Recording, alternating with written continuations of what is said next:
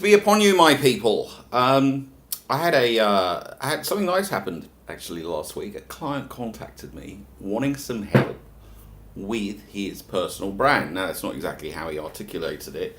He said that he wanted to do some, he wanted to get better quality briefs, and he wanted something to send people, producers, executive producers, people in agencies, creatives, creative directors, people like that. And I did a project similar to that for a DOP not so long ago who was actually trying to break into the a biopic of a major star, which I was going to tell you, but I better not because I'm a ghostwriter and I have to keep these things confidential. And when I looked at what this guy wanted, I said, you know, what you need to do really is to develop a coherent personal brand, because he's actually a very talented guy and he's got a great reel and he's on Wikipedia, but like a lot of my clients, he doesn't have a personal brand. And it's kind of like, you know, the doctor who's always smoking. It's like physician, heal thyself. You know, agencies are always hopeless at advertising for themselves. You know, creative people struggle to differentiate them, and film directors are no different. You know, back in the day, of course, you know, it was your show reel, and you know, you looked at your show reel, and that was it. And the producer would come into the agency, play the show reel, and you know, if people liked it, you got work, and if they didn't, you didn't get anything, and you ended up going and stacking shelves in Tesco's or something.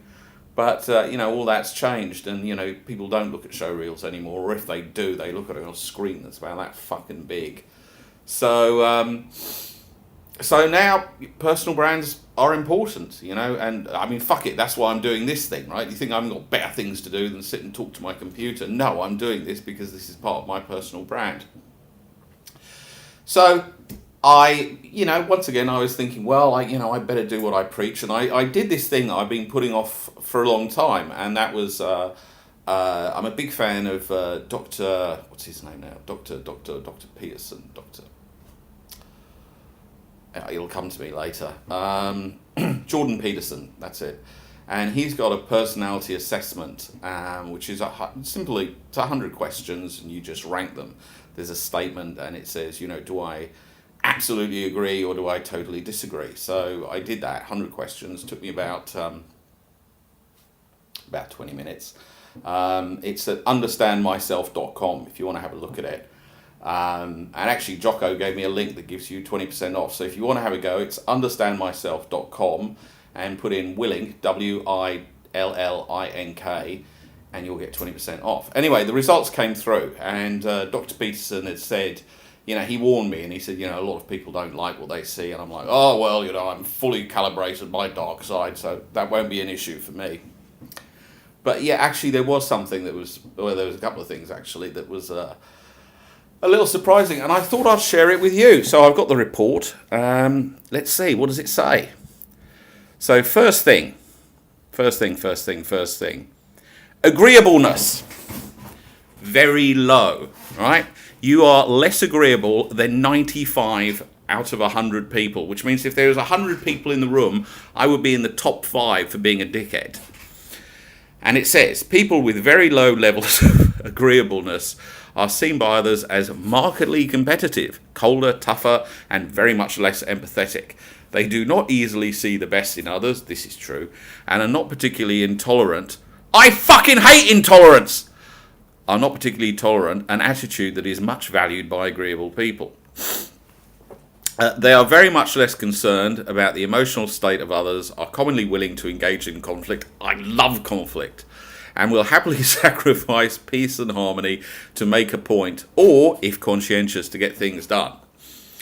People find them painfully straightforward and blunt. They tend very strongly towards dominance rather than submission, particularly if they're also below average in neuroticism, which happily I am. So yeah, I mean there are some good points as well. But, you know, I mean it's not a bad trait for a leader to have, and it means that you're competitive, which, you know, given that my business is getting people to win, that's not necessarily a bad thing. There's loads of stuff here, but I won't go into it. Women are generally higher in agreeableness than men, no surprise there. Next one, compassion. Did a little better. Moderately high. I'm in the 72nd percentile. You are more compassionate than 72 out of 100 people. That's nice, isn't it? Women generally rank higher than men. The average score for a woman is 61. For a man, it's 39, and I'm 72. So that actually goes to show that I might be a bit of a dick, but actually I'm a very nice guy. Moderately compassionate people are interested in the problems of other people. Yeah, that's true. And other living things.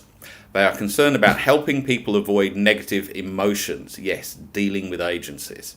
They make time to do kind things for others, even when doing so may interfere with fulfilling their own needs and interests. They have a noticeably soft side. Other people consider them sympathetic and nice, and will turn to them often for a listening ear. That's good. Politeness. There is no such word as zeroth percent. You are less polite than 99 out of 100 people. I mean, fucking seriously? Cunt. You are exceptionally low in politeness, which is one aspect of agreeableness. Your score puts you in the 0th percentile for politeness. If you were one of 100 people in a room, you would be less polite than 99 of them and more. I don't know why I'm doing this. I'm committing professional suicide here. People who are exceptionally low in politeness challenge and confront authority, and they are not obedient. If they are respectful, it is grudgingly and will only be manifested towards people who both deserve and demand it. That's true, actually. I mean, when I do respect someone, I'm very, very cool. They are comfortable confronting other people and enjoy it. Yes. People extremely low in politeness are motivated to engage in conflict. Well, that's true. They may have a strong tendency towards conduct disordered, antisocial, delinquent, even criminal behaviour. Well, that's certainly me in the past, not so much now. Yeah, okay, well, let's go past that. Oh, here we go. Conscientiousness, exceptionally high. There you go. 97th percentile. You are more conscientious than 97 of 100 people. How good's that? Exceptionally conscientious people are extremely... Are you listening to this, clients, right? Look at this. 97 out of 100. Exceptionally conscientious people are extremely likely to obtain higher grades in academia. Yeah, I did well at school, especially if they are intelligent. That's the next test. And make extremely good administrators and managers, and obviously, no doubt, ghostwriters as well. They must have everything in its proper place. Yeah, I'm not that tidy, but maybe mentally I am. However, this has advantages and disadvantages, and they are likely to be obsessed with detail. Not so much. They do things by the book. Yeah, I like to have a system. Exceptionally conscientious people are remarkably prone to guilt. Let's watch now. Although they are extremely likely to organise their lives so that they have little to feel guilty about. Wow, this stuff is good. Yeah, that's me. Extremely conscientious people are also extraordinarily susceptible to shame, self-disgust, and self-contempt. Let's see, what else? See, this is a great test. Industriousness, exceptionally high. 98th percentile. You are more industrious than 98 out of 100 people. How about that? Exceptionally industrious people are extremely likely to judge shirkers, or bludgers as they say in Australia, or people who are incompetent harshly and to want them out of the way. Yes, that was certainly, when I ran agents, it was like that. If you were crap, you were out. They are extraordinarily likely to believe that people fail because they don't apply themselves or work hard enough. They feel extremely guilty rapidly if they do not do their duty. Yeah, that's kind of true, actually. Duty has become a big thing for me over the last few years, especially to my aging parents. However, because they are always stay on or ahead of the schedule and accept their responsibilities, they rarely experience actual guilt. Oh, here's another good one. Orderliness, right? I'm high in orderliness. 88th percentile, you are more orderly than 88 of 100 people. Excessive orderliness can constrain creativity, even those who are high in openness, as creative endeavours often require mass disruption and intervening periods of chaos. Women are more orderly than men. Extroversion, exceptionally high. Wow, that's a surprise. Oh, well, actually, I didn't realise it was this high. 98th percentile. You are more extroverted than 98 of 100 people. People who are exceptionally extroverted has a remarkable difficulty in keeping things to themselves.